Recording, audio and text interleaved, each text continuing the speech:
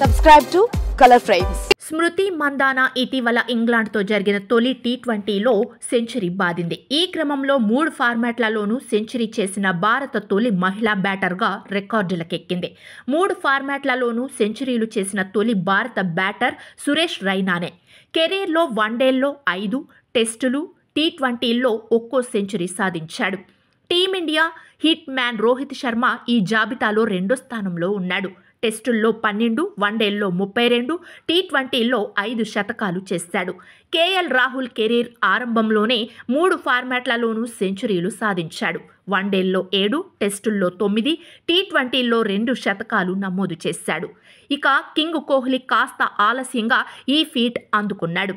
వన్డేల్లో 51, టెస్టుల్లో 30, టీ20ల్లో 1. మొత్తం విరాట్ 82 సెంచరీలతో సచిన్ తర్వాత 2వ స్థానంలో ఉన్నాడు. ఇక మన కొత్త టెస్ట్ కెప్టెన్ శుభమన్ గిల్ కూడా 3 ఫార్మాట్లలోనూ సెంచరీలు సాధించాడు. టెస్టుల్లో 6, వన్డేల్లో 8, టీ20ల్లో 1 సెంచరీ కొట్టాడు. అంతర్జాతీయ క్రికెట్ 3 ఫార్మాట్లలోనూ సెంచరీలు చేసిన బ్యాటర్లు మన దేశంలో ఇప్పటి వరకు ఈ 6 ఆటగాళ్లే ఉన్నారు. వీడియో మీకు నచ్చినట్లయితే ప్లీజ్ లైక్ చేయండి, షేర్ చేయండి, కామెంట్ చేయండి.